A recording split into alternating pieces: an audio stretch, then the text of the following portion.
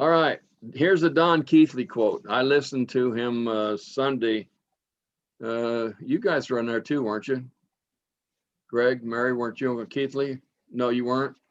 Who else was there? Can't remember now. A couple of other people were there that I knew. All right. Anyway, Don Keithley's from Houston, probably frozen right now. Anyway, he said this thing. It just hit me. You need religion to misunderstand the truth. That's really good. You need religion to misunderstand the truth. And yeah, that was so just, I don't remember anything else he said, but that was good. All right. Who said that, Mike? Don Keithley. He's online, Don Keithley Ministries or something like that. He's out of Houston. Keathley. My notes there have it on there that you got my notes, right? Marlon, I sent them to you right after I sent you the invitation. Whoops, there's Carpenter.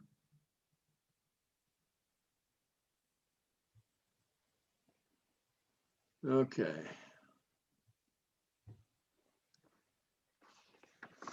I didn't get a mic. That's all right. Well, they should have followed the other message that I sent you. You'll get it there somewhere. You just haven't found it yet. Hey, Billy.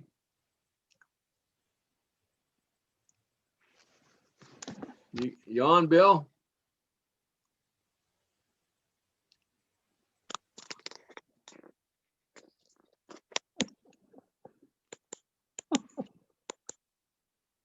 His mouth is open, but there's nothing coming out of it, which is unusual.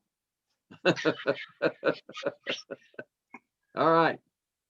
Turn your camera down low, can you, a little bit where we can, we only. Are you talking to me? Yeah. Oh, okay. There you go. Thank you. All right. What was it you called me today? I said you called me a holy roller, but I don't think what was it? A Pentecostal. Pentecostal. There you go. Okay. Called me. Yeah, I knew it was something like that. And so you're one of them that we were going to vote whether we're going to excommunicate you, and Greg was the other one. And I'll show you what he sent me. How much do I have to pay to be excommunicated? Look at that. That's what he sent me.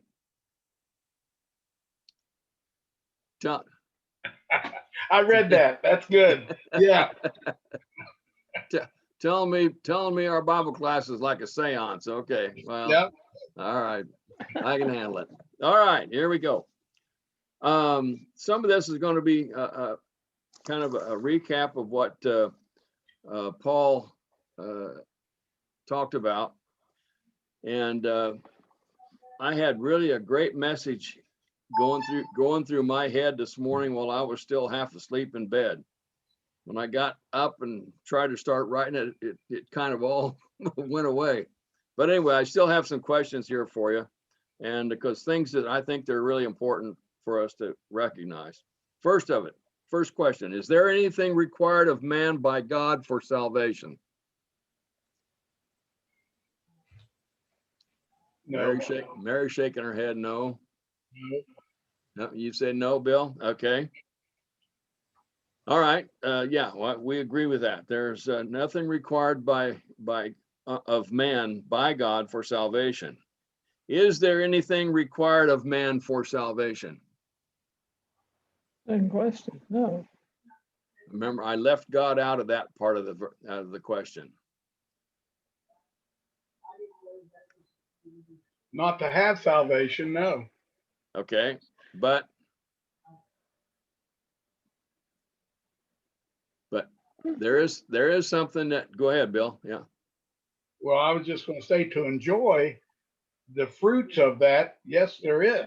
Yeah. But to have something for me to possess it as a man, there's nothing that I need to do. It is mine. If I want to enjoy it, there is some things that is required. Right. Yeah, and these are the things that religion gets confused. They think that God requires stuff for us to be saved, but the only requirement is on our end that we need to do in order, like you said, in order to enjoy it. Is there anything required of man by God for receiving blessing? No. Okay, no, all right. Is there anything required of man for receiving blessing?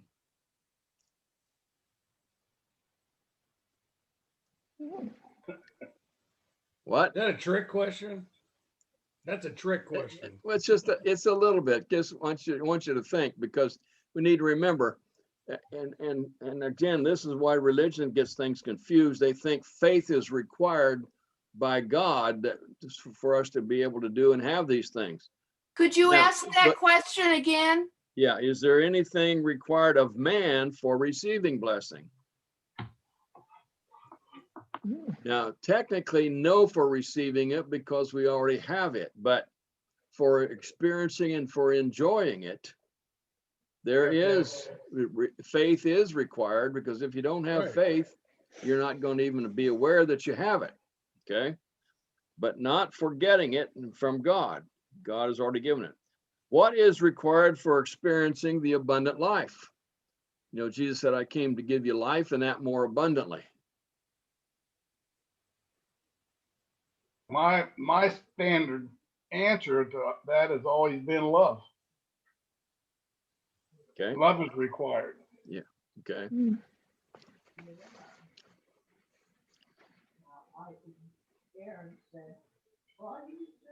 Okay. I wouldn't argue with that point, because I mean that's really all a part of this. But we've all been made a new creation, and we all have the abundant life. Our problem is we tend to think of it, or at least so many people do, think of the abundant life as being something that is physical, something that is outward, like money, cars, wealth, you know, whatever. Okay. You can be poor as a church mouse and have the abundant life, because we all have the abundant life. If Jesus said, I came to give you life and that more abundantly, guess what? He did it. Okay. Well, Paul said he's content in all things. That's correct. Yeah. And because of his faith in Christ. Yeah. Yep. It's agreed. So for experiencing the abundant life, since the abundant life is in the inner man and it's in the new creation, the abundant life has nothing to do with the outer circumstances of life. The abundant life is in each and every one of us, because Jesus is the abundant life. So therefore, the life that we have in the new creation that we've all been made at the cross, we all have abundant life, but it takes obviously faith to experiencing it. Okay, it takes believing it to experiencing it, not to receive it, not to have it, but to experience it. Okay. Okay. Any question about that? So, Okay. faith is like our spiritual eyes and ears to see what God has already done. Yeah. Isn't Yeah. it? Yeah. Faith, of course, and was it Paul told us? But faith is, and well, it's in Hebrews. Faith is the evidence of things not seen, the substance of things hoped for. And so evidence and substance tells me that faith makes the things that we cannot see, makes them real to us. And like visible spiritually, necess- let's say. Yeah, well, yeah, visible spiritually, yeah. Not with these eyes, but with our with these eyes. spiritual, right, with our spiritual eyes, yeah. And that's, I think it's important for us to know and recognize that the abundant life that if you experience it and enjoy it, can produce other things outwardly, Yeah. and often does, but that it is not required to have it. Okay, It's a fruit it's just of what. inner inner work, in a spiritually living and believing and seeing it, and it's a spiritual reality, and then it Yeah, reveals itself yeah, absolutely. physically. Yeah, faith causes us to have the spiritual reality, evident to us. Okay, and so now, question here: if faith can move a mountain, can faith move God?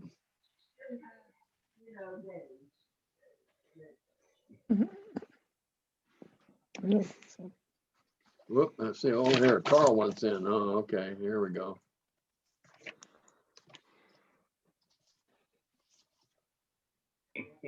Anybody answer that one? No, but I can make a statement. Okay, go ahead and make a statement. There must not be much faith around because I haven't seen too many mountains moved. Welcome, Carl. Hey, Hi, Carl. how you doing? All right, we'll ask you, Carl, since you're late and that's your penalty, you have to answer this. If faith can move a mountain, can faith move God? Move him physically or get him to do something? Get him to do something.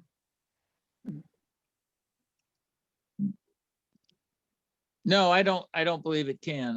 I don't think our faith or our prayers change God at all. I think it changes us. There you go. I We agree. come in line with him and he lets us share the experience. I don't want him answering my prayers. They might be wrong. I want him to do what is always the absolute best and wisest thing to do and ignore me completely. Yeah. Seriously. Well, I don't think you want him to ignore you, I but you think might want we to. You might want him to ignore your request, but you don't want him to ignore you. Well, yeah, that's what I meant. We ignore the request, please. When I was young, I thought I knew what he should do, and I told him, and he chuckled and said, "No, I'm going to do what's best for you," and I'm glad he did. So, I think it's more of an experience thing. That's what our faith is. That's what our prayer is. That's just me. Other people say prayer changes things, and God will listen, and I think He does take action, but it's not any different from what He was going to do, or He didn't know what was best, or He goes ahead and does what's not best, listens to us. So I think when the two align, when our perception and our faith and our prayer becomes aligned with His, and it is the best, that's when we get our prayers answered. That's when it's a yes. When we stumble on it or whatever, it happens. So that's my take. I think the prayer has always been answered. I'm happier there. Huh? I think the prayer has always been answered before we ever even ask it. Well, And Oh, it's yeah, it's no either answered or said yes or no, or or not now or whatever. But I do not believe that prayer moves God. Do not believe that prayer anyway, moves us, Mike. I think There- it's you're- faith that helps us see the movement of God's hand. I agree with you. There you go. Yeah. Yep. Okay. Yeah. Okay. Now we could be wrong, but that's just Yeah. that's just the way it seems. Yeah. But I think God is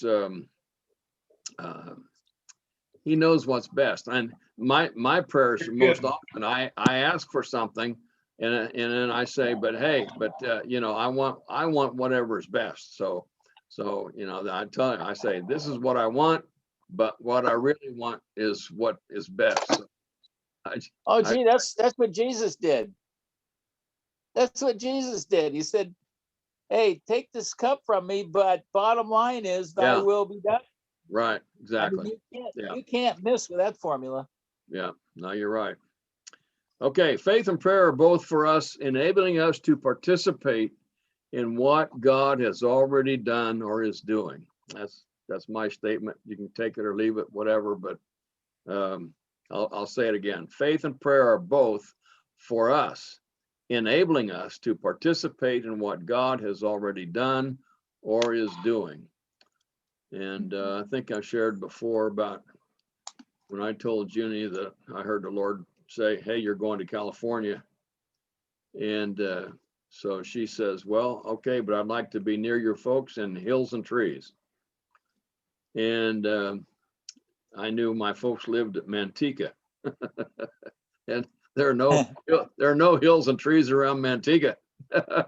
And so I don't think I shared with her the truth, because we weren't married yet, and we were on our way to we were going to be going to Vegas to get married. And so I was afraid she might back out if I told her that it's going to be living in the sand desert. But when we got out here, my folks brought us up here to Lake Wildwood, and because they had already bought a house, they had already purchased the house that they were going to live in up here. And that's where we came to. So that's why I say that Junie's prayer had been answered well before she even asked it. Okay. Any other comments or questions about that?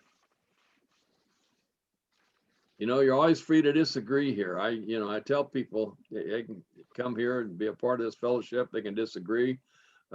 Just be nice about it. That's all. I just, one thing, Mike, I had, and I don't disagree with anything at all. I've had this thing on my desk for a while, and it reads, faith is not believing that God can, it's knowing that he will. And just knowing that he will.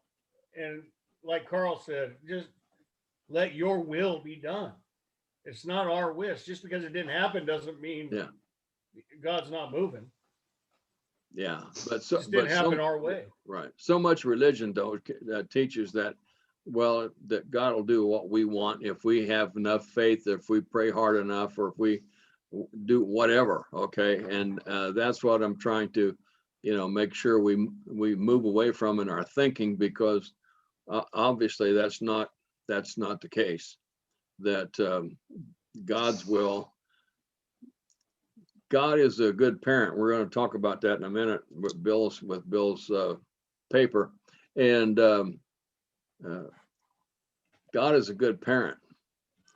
And he said, what's that verse of scripture? Will he give you, if you ask for Fish. a fish, will he give you a serpent? So thank goodness he knows a whole lot better than we do.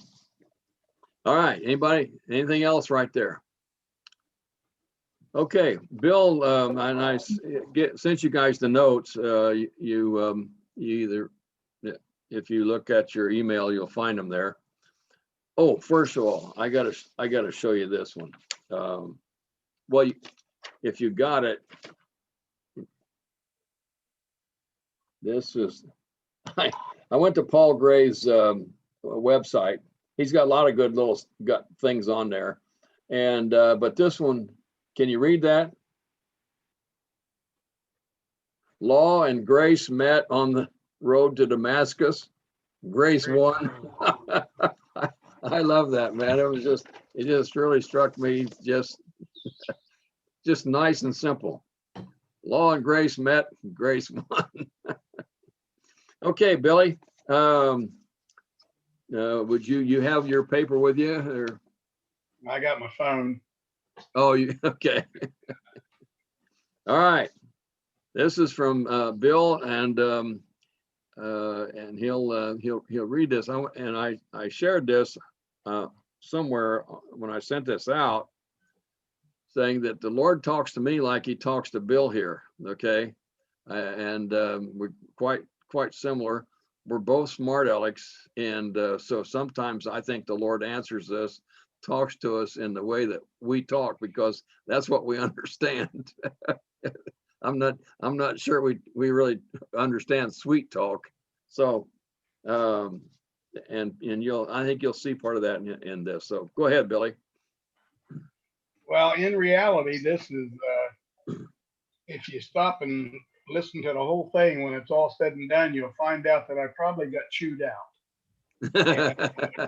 in the conversations. It didn't start out as being that. It started out as being very sincere on my part of wanting to know something. And by the time I got halfway through talking with the Lord, I realized I was a lot more ignorant than I thought I was when I started out.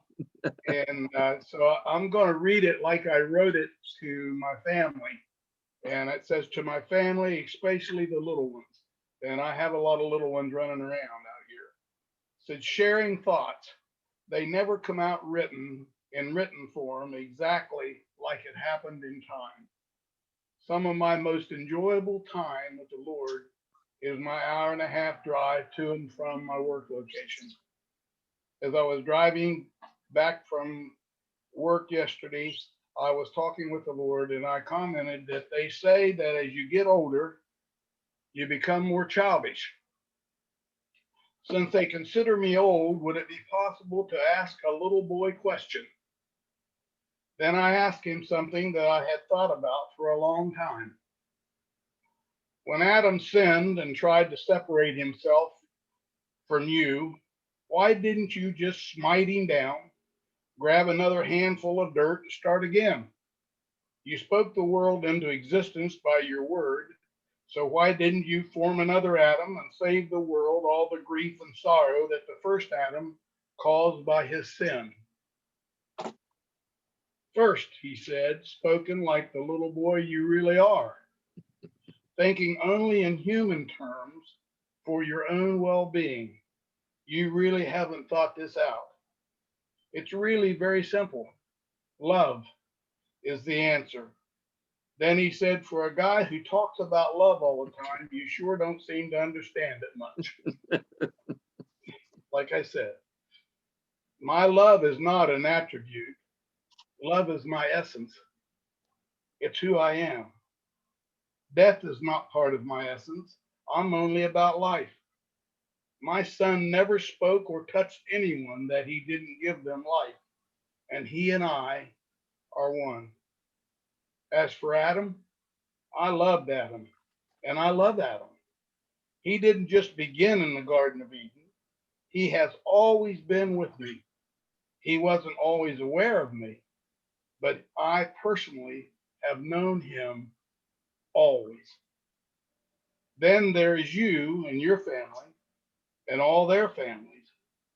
I personally knew everyone and their families before my son come to save mankind. I personally knew everyone who was here on earth when my son came and was in the flesh on earth. And I personally know everyone who came after my son came back to me. And I personally know everyone who will come in the future from today. You forget that you were in Adam.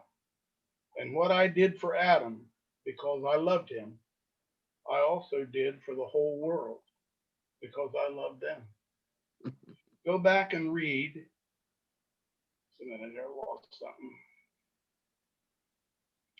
Go back and read Psalm 139, and you'll get a glimpse of just what I know. So if I eliminated Adam, I would have eliminated you. And I love you, just as I love Adam. Always have, always will. So don't try and limit me again, for when I dealt with Adam and Eve's fall, they weren't the only issue I saw.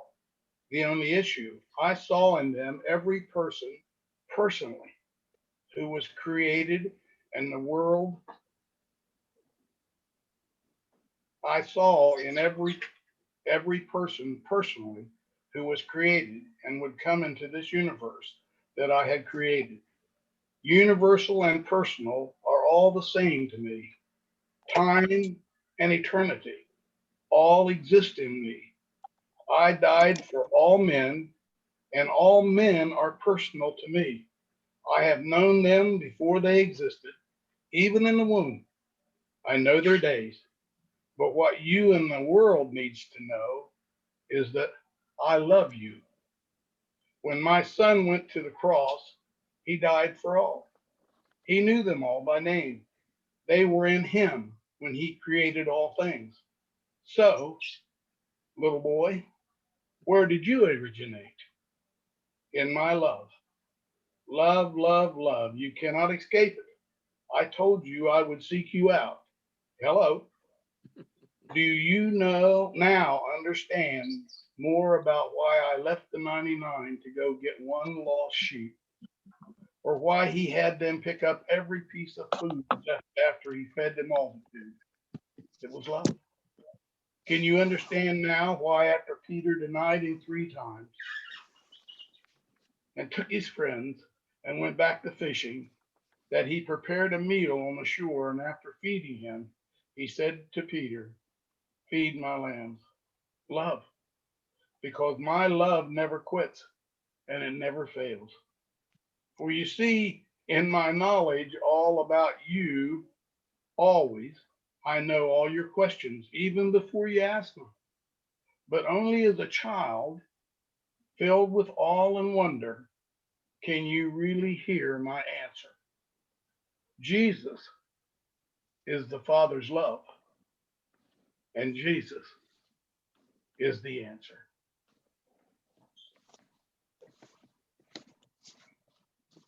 Comments or questions? Like Yeah, it. that's good. Yeah, Excellent. we should have applauded. Yeah. And I'm not sure if you meant, but I think you did when you said to my family, especially the little ones. That's what you were talking about. You were talking about us, right? Yeah. Yeah. And that's the thing that we really try to be adults, and we should be adults in our getting along with everybody. But in terms of our, like you put in here, Bill, in terms of our wonder, in terms of our awe, in terms of God and so on, we need to be like little children. That's what Jesus said, come unto me, and let the suffer little children to come unto me, for such is of the kingdom of heaven. And so when we all need to learn that we don't have to try to beat little children, we just need to recognize that we are, and we're just little children. And God is our Papa. He's Daddy. And whatever your favorite term of paternal love is, call him that. Okay. He doesn't care what you call him, and he wants to love you, and he wants you to know you're loved. And so whatever it is that caused you to feel more closer to him, and more loved by him, then call him that. Think of him as that. And I know that's what I call him most time anymore, is Papa. And because that's the way I think of him. I know that's what he is. He is. I mean, what Bill wrote here really spoke to my heart, and I knew it would you guys too. And I love that you put in here. This is something that religion really doesn't understand. My love is not an attribute.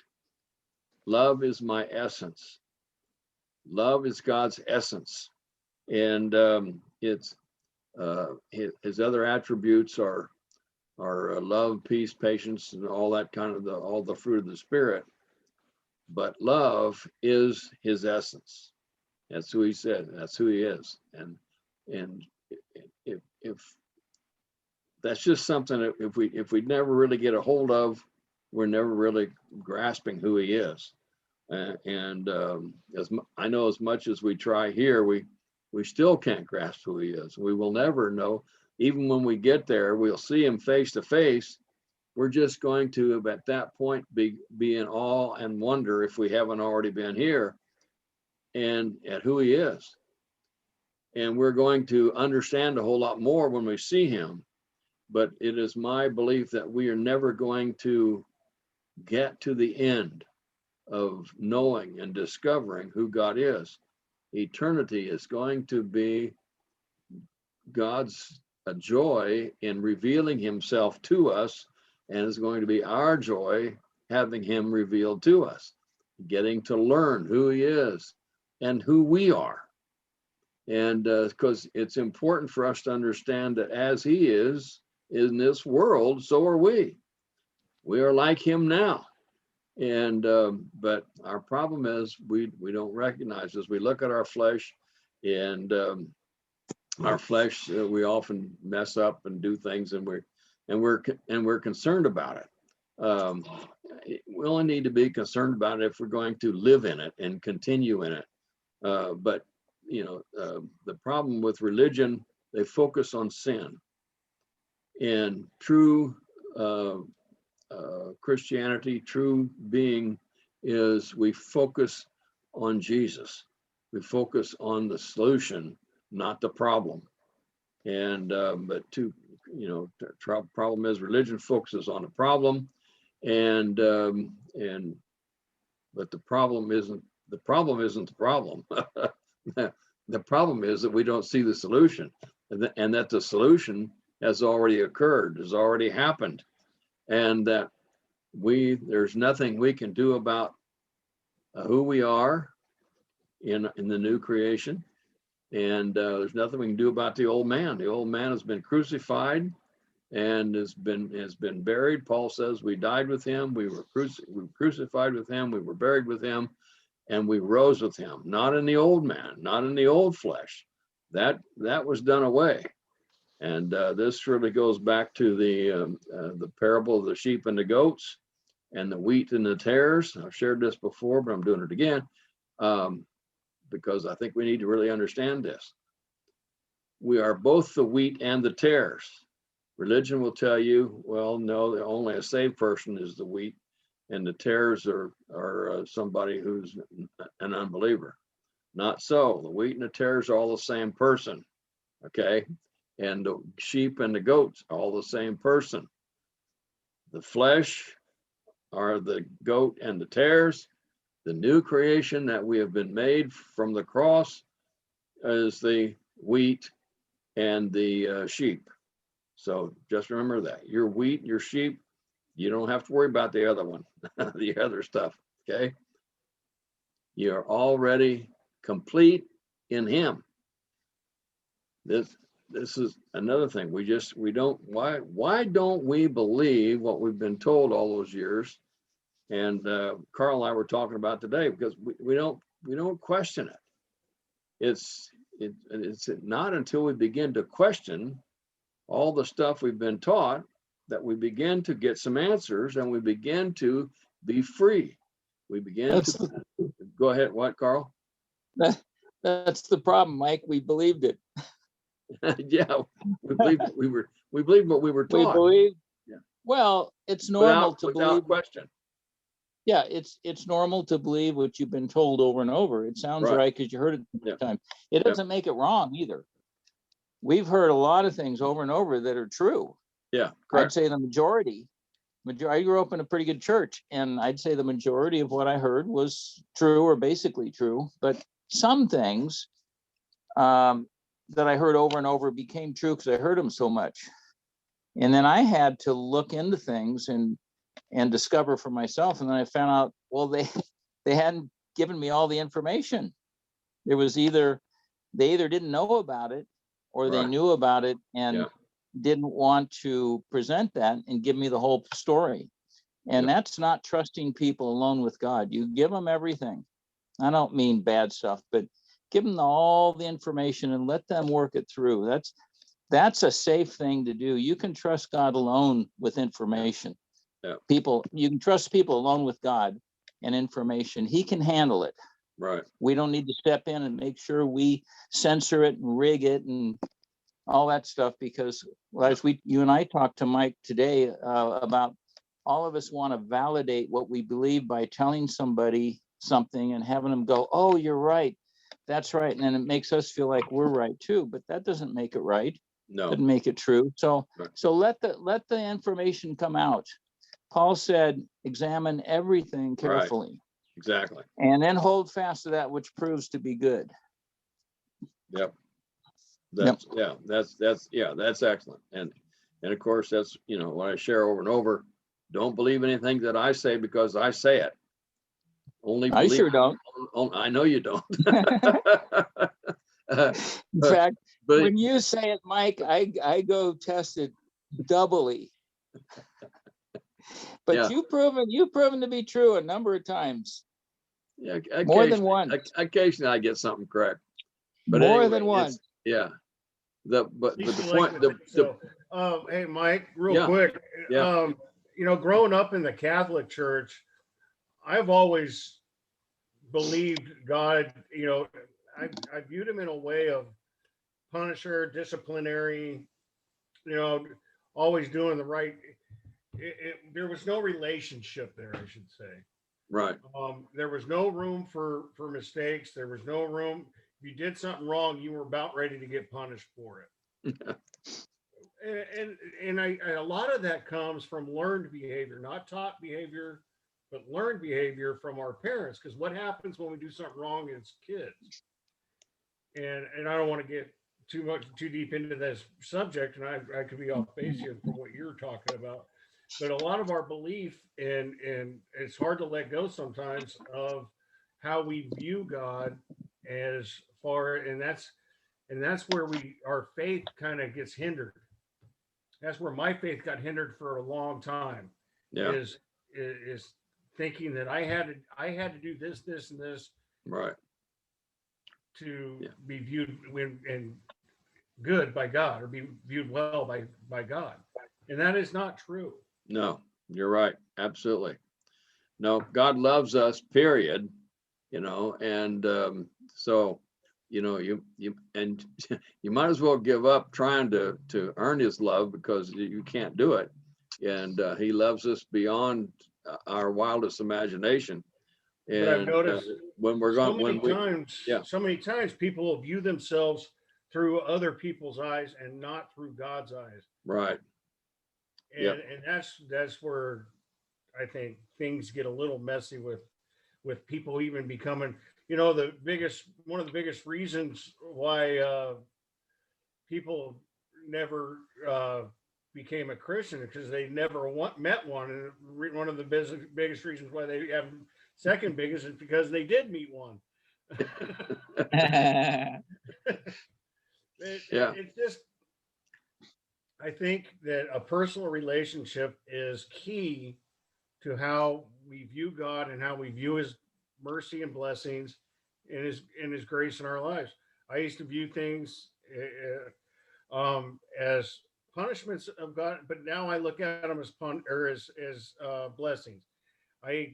Things that I used to think, God, where were you in this time of my life? And he was there. He was there. Yep. I chose not to see it because of how. Right. Yeah, exactly. Yeah.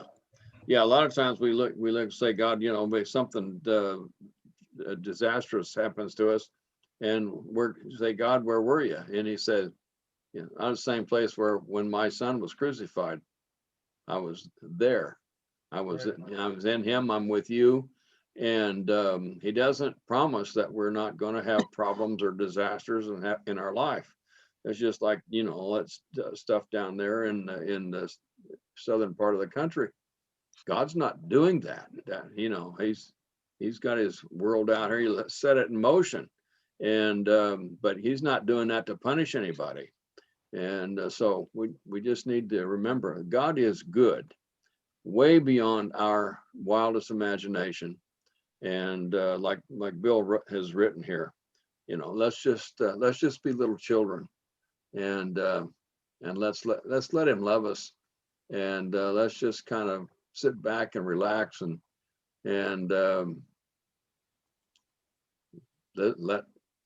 let happen what's going to happen. Okay. I mean, there's things that we can prevent in our lives. I'm not saying that, but there's the things that we can't prevent. We just need to learn accept them for what they are, and allow the Father to love us through them all. Okay, any other comments?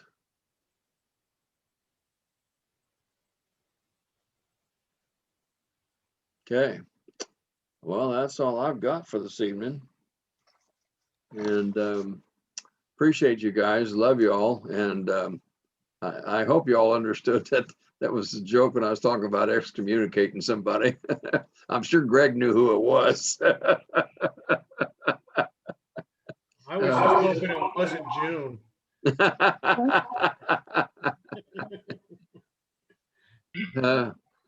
No,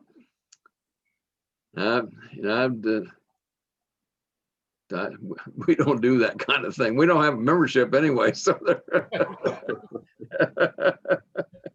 Well, Mike, I want to thank you for allowing me to share my heart on things that I have with the Lord, and I do appreciate that, and that's the reason I do that. My kids tell me, said, I mean, I never did like Facebook, and yet when you get 33 grandkids and 12 great grandkids out there, the only time you get a chance to talk to them, and they're all on Facebook, is to put stuff on Facebook that they can see. So I don't really go back and forth on Facebook, but it has really given me an opportunity to share things that are in my heart that I want to share with them, that face to face with them would probably be a little difficult for them, because you don't get them at the Christmas time and say, okay, 32 kids come, I want to tell you something. Oh.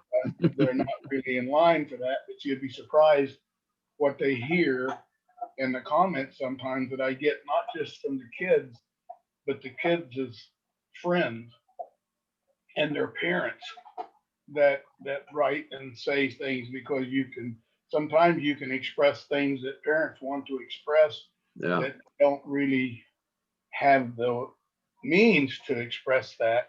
And so to be able to share today with people that I know love me and that knows the same Lord that I do. One of the things that came out of this thing was growing in grace and the knowledge of the Lord. I kind of thought that growing in grace and the knowledge of the Lord was growing in the grace of what he was going to do for me. And the knowledge was that I was going to learn more and more about him. And I was going to amass knowledge about him. And in reality, growing in grace is seeing yourself as a little boy or a little girl that can come in any time, under any hardship, under anything, any question, because the little kids do not sit there and measure their question. They just ask the question and they want an answer. And I have found that almost all my conversations that I end up asking little boy questions, and he gives me his love, and that is where I come to know him more.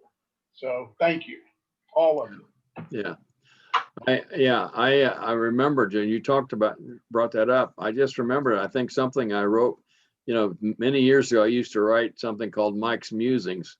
I was talking to Carl about that today, and I think I wrote one about growing up to infancy.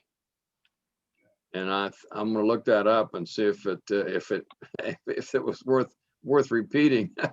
So if it was, I'll set it out there, or maybe put it on next week. But I think that's what you're talking about, Bill, is growing up to infancy. And so as we grow up in our attitudes and our heart and love, we become more like little children in our trust. And nobody can love you like a little child. Yeah. All right.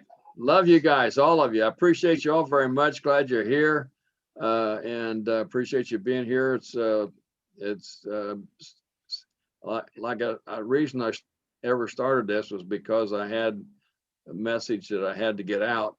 And I'm probably just about giving you all the message I know, but so I know I keep repeating a lot of stuff. So, but now Carl's going to share something one of these days, and Bill will he will share more than just something. Yeah, you will. Yeah, yes, you will, because I'm the older brother and you're gonna do what I tell you.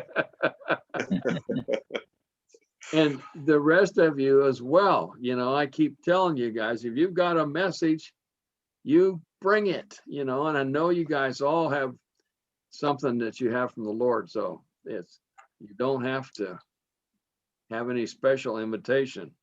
All right? Okay. Anybody got anything else you want to say? Donna's waving her hands. Yeah, she's Oh, just- waving goodbye. I know my sister. Oh, okay. Yeah. Okay. All right. Love y'all. Take care. We'll see you next week. All Well, right. Bye. All right.